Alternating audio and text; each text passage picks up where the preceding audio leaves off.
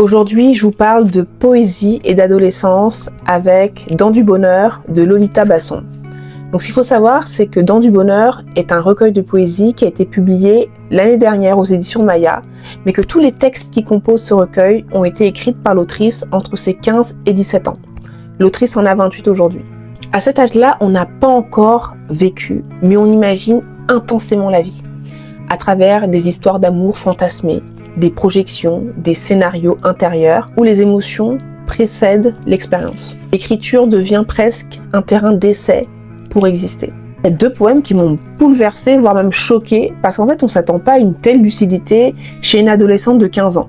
Donc, le premier poème, c'est l'espoir. Donc ce poème, l'autrice ne veut plus attendre, elle veut vivre. Sa hâte de vivre devient presque maladive. Elle veut ressentir des émotions fortes, une aventure complètement bouleversante. Pour l'autrice, l'espoir apparaît comme une posture immobile, lâche, voire anesthésiante, où espérer serait remettre à plus tard.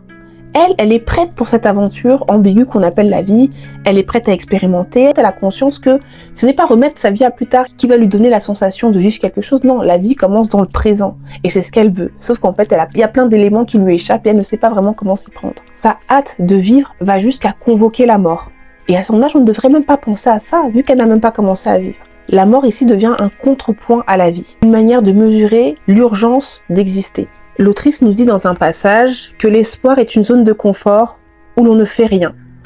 Quand prier devient un crime parce que vous le faites trop souvent et peut-être trop bien. La réalité rattrape nos désirs, l'eau ne se transformera pas en vin, nous ne sommes plus des disciples, juste de simples citoyens.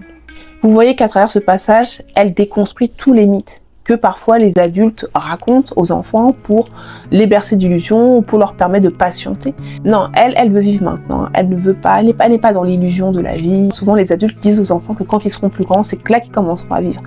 Alors qu'on sait tous que l'adulte ne vit jamais vraiment. Dans Manifestation, qui est le deuxième poème qui m'a beaucoup marqué, on reste dans cette lucidité très brute, très radicale pour une jeune fille de son âge. L'autrice nous fait comprendre qu'elle a conscience que la vie n'est pas du tout un fantasme projeté dans un futur abstrait, mais quelque chose à incarner dans le présent, dans une réalité proche.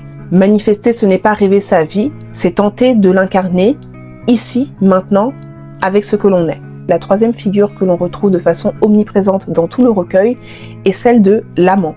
L'amant est en réalité une allégorie, non pas d'un amour, mais d'une vie plus grande, plus dense, capable de déplacer le monde. On ne cherche plus quelqu'un, on cherche une expérience absolue. Dans du bonheur n'est pas naïf.